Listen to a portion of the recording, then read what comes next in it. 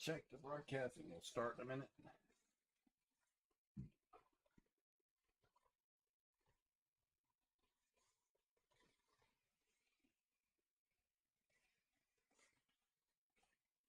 Okay, I'm testing 1, 2, 3.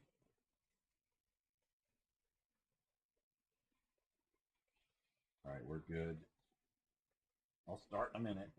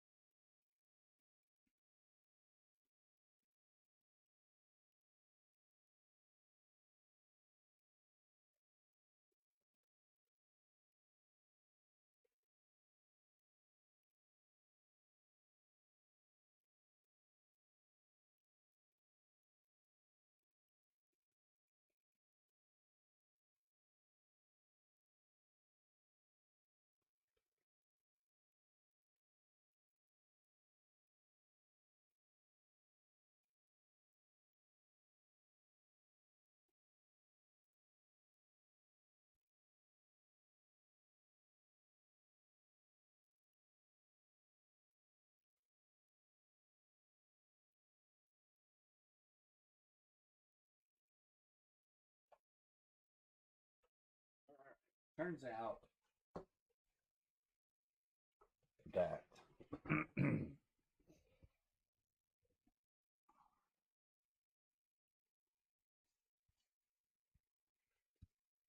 the equation that was written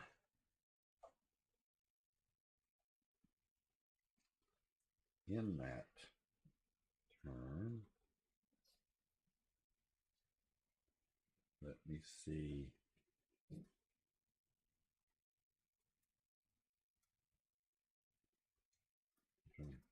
Trying to bring this up.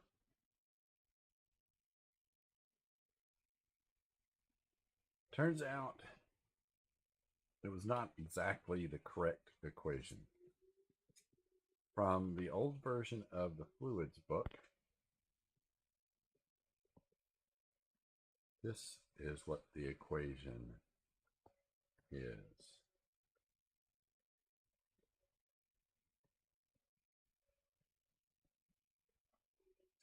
Oops. Logarithm of epsilon over 0.7d plus, where this is a parentheses, and then this is 5.74 over Reynolds number to the 0.9 parentheses bracket, and you square it. Now, if you stare at this long enough, this I don't know from looking at on the Wikipedia whether that's log base 10 or log base e. So what I'm going to do, I'm going to go back to my code, which is sitting in here.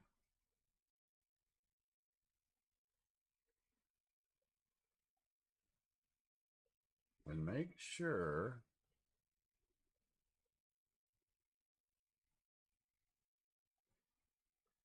yes, it's log of the other log. So let's see if we want to change this to log base 10. And what we're going to do is I'm going to put this other one under there just to have a verification here.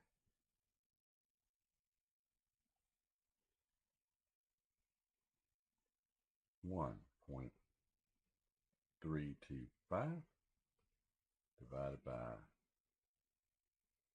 bracket LOG, which is actually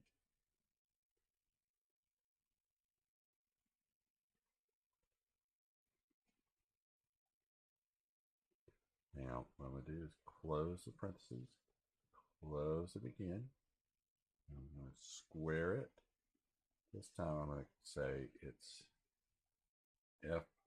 I'm going to say F2. What I'm going to do is I'm going to do a F print F, and I'm going to say F1 equals to percent F. I should have made it a smaller case there.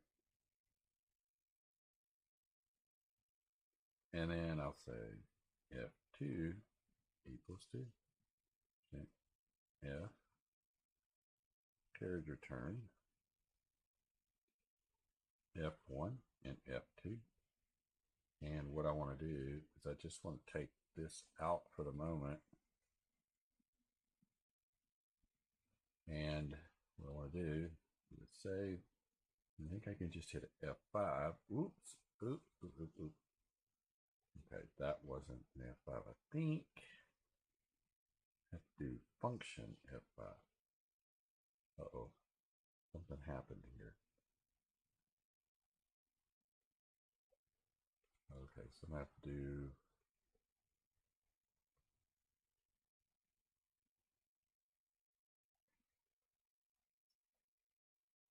syntax error. For some reason, oh, I don't know where that came from. Okay, function F5, bang. Okay,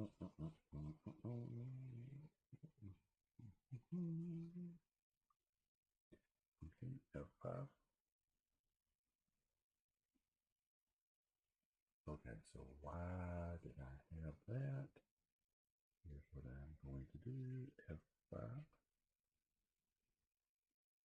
So guess what?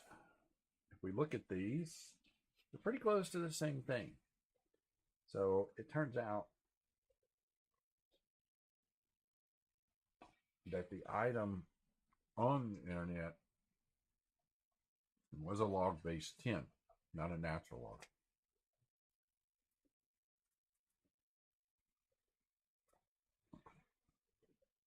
What this, sorry about that.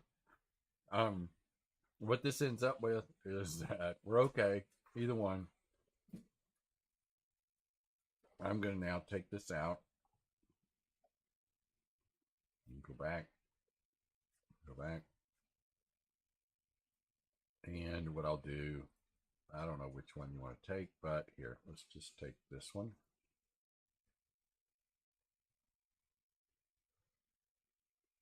And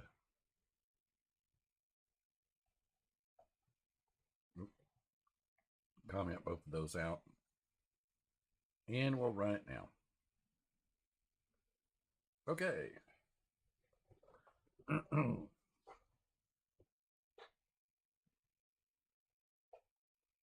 What do we see? We see friction factors that at a increased speed, the friction factor drops off. But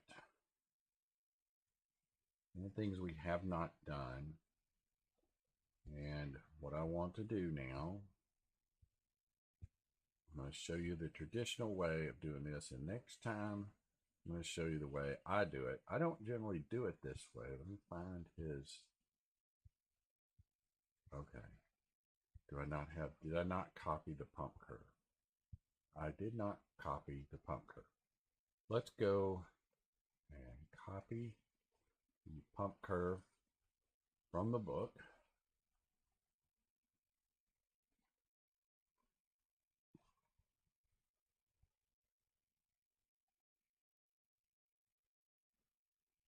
And I am not in that section, so I need to get to chapter 12.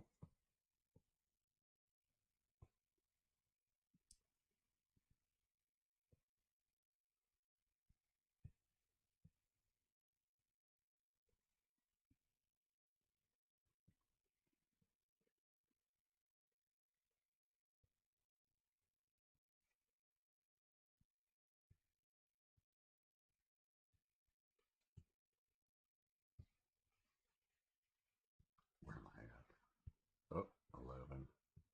Here I'm in chapter 12. I'm going to go to that pump.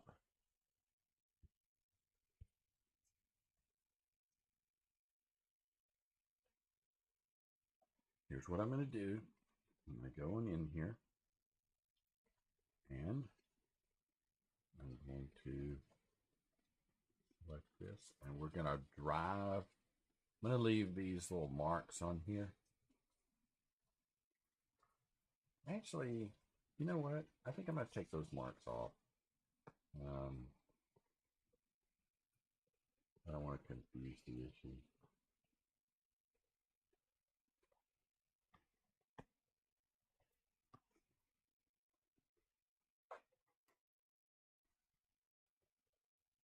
So use this pump curve. Oh, I'm going to do this again.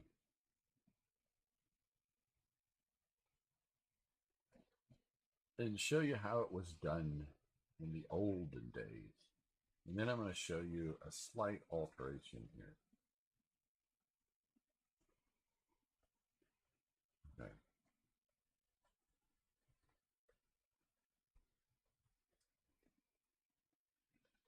As it turns out, okay, let me do it philosophically first, and then I'm going to do it exactly. So what happens in a system? Let's say you have a pump right here, and you're going to drive a whole bunch of pipes and valves and maybe a heat exchanger, and you're going to basically come back here to it. So let's detach this pump from the system and say this is maybe what this pump is. So this pump will behave this way. Now, let's imagine now that you drive a certain flow rate through here. Now what will happen is, of course, if you drive no flow through it,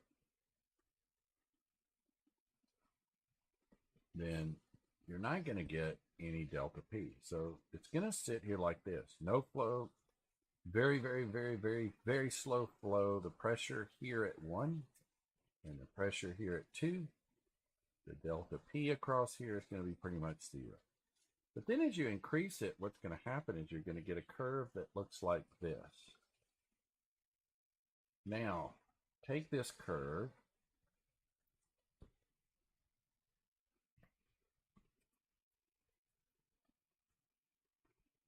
move it right here, and then maybe darken it a little bit. And essentially you're attaching this pump to it. You're going to either operate like right here, or right here, or right here, depending on which pump you select. If you're going to do a 8, 6, or 7. So the key is, what they used to do in the past is put these points on the diagram of the pump and figure this out. And so this is what we're attempting to do here, but we have not finished this yet. Okay, so on the MATLAB, what we see is we've got the velocity. We, of course, got the Reynolds number. We got the friction factor, but more importantly, we've got the velocity here. And that velocity can be turned from what we are, in feet per second into something else. But one of the key here is across this system, this is going to be actually the head that is going to go right here. So let's try to match this. Now see, sometimes this might be a complete, absolute mismatch, but that's the reason you do this. So let's go back in and let's take a look at this. Okay, octave. Okay, I'll go back from here to there. Now that I have the F, what are we going to do? I mean, the B and the F. What we're going to do, I'm going to go into this equation right here and program this equation in there. And what I'll do is put it down here. I'll say F times 500 foot divided by 0.75 times V squared divided by 2 divided by 32.2 plus 12.8 times another V squared divided by 2 divided by 32.2. But I forgot to actually identify this as being H. I'll just call it head. Okay. So now what I'm going to do is I need to put out the flow rates. What did I do earlier? Okay. So if you look at what I did, you will see I converted the GPM to the cubic feet per second. And then I went in and I produced the head value. So what I'm going to do is 6 of these head I. I'm going to try to run this and see if I'm left with a vector of H. Okay, so function F5. Okay, so it looks like I do. It looks like I have a head value. And it's awfully done, and that it's nowhere near 100 or 200. So this pump may be completely inappropriate for this situation.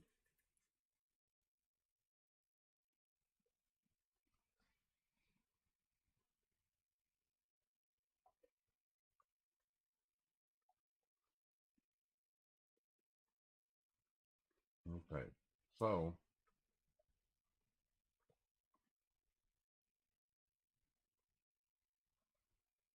let me go back and make sure my shifting is correct.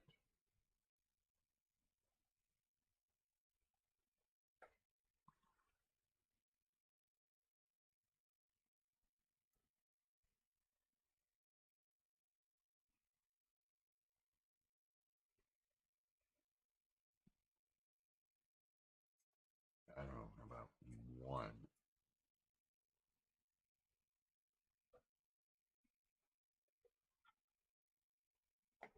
How about we do the other? Okay, that's a little better. 1 cubic feet per second. Let's go back to our, let's make sure we're making the shift correctly. 1 cubic feet per second is equal to 448.83. That's probably good enough.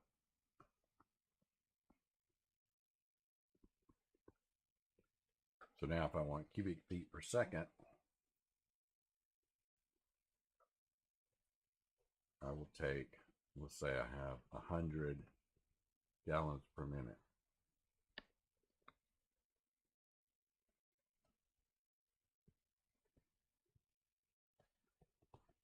Up times 1 over 448.83 gallons per minute into cubic feet per second. So is that the same thing that I've got right here?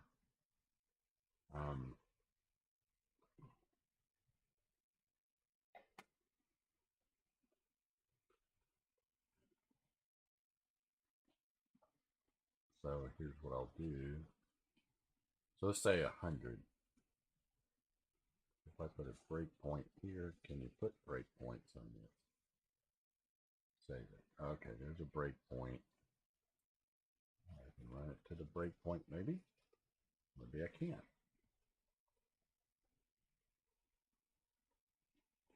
Okay, I'm at the breakpoint. So cubic feet per second. Oh, cubic feet per second. Cubic feet per second times 480. It was pretty close. It was 448, wasn't it? 448.83.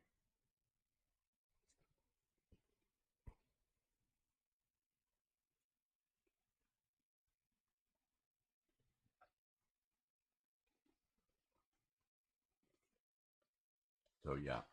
So in fact, my conversion is correct. So if you take cubic feet per second,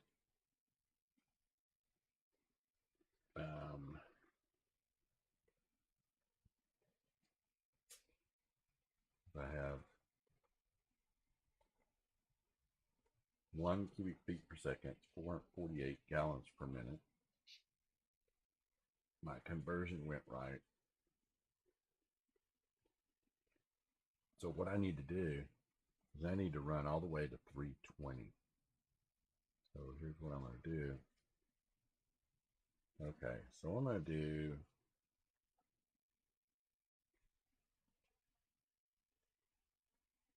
okay.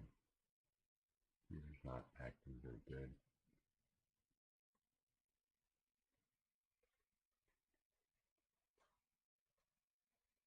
20 steps out of 20 all the way to 320.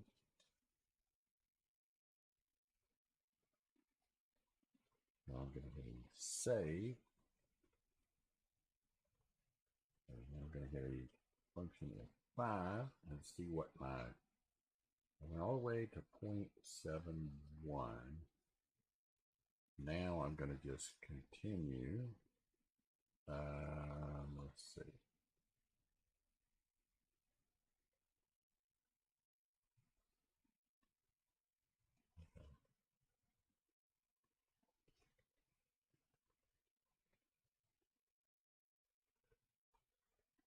Yeah. Okay, let's try this again. F5.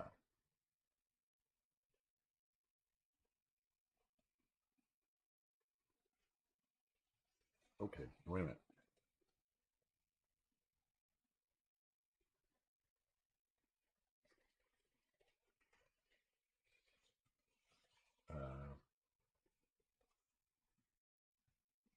Cubic feet per second.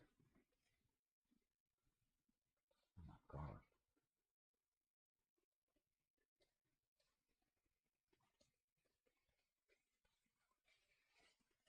Okay. This computer is unbelievably slow if you're doing calculation.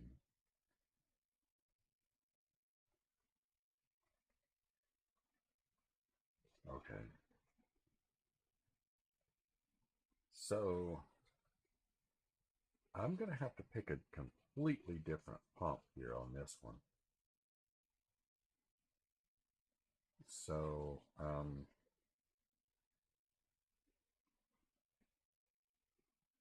to complete this out, maybe I'm going to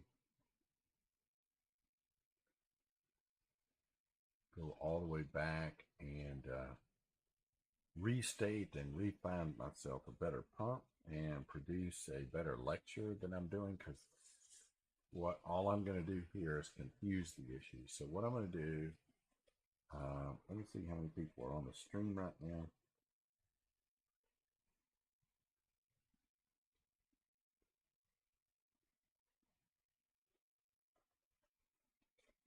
No one's on the stream right now. So what I'm going to do,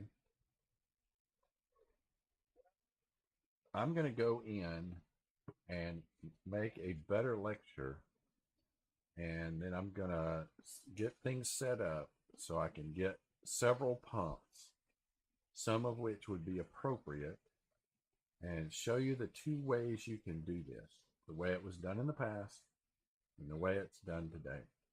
And I want to basically show you how they laid the system curve on top of the pump curve. I may just use this pump curve, so I may adjust the system so that it matches a little bit better and go through this in a much more detailed and organized way.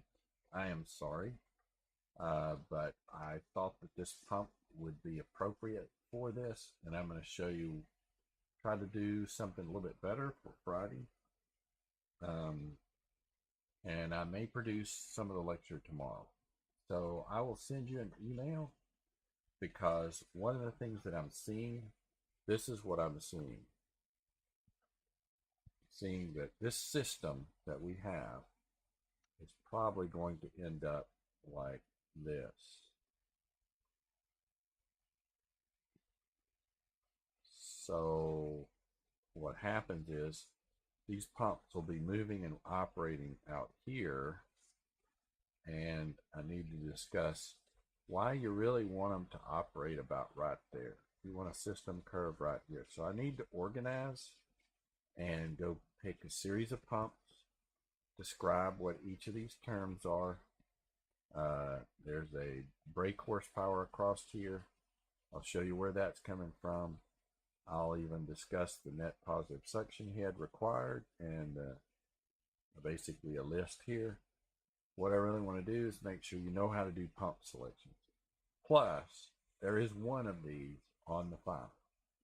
So if you'll give me a day or so, I'll grab better pumps, produce a better lecture, and try to address this.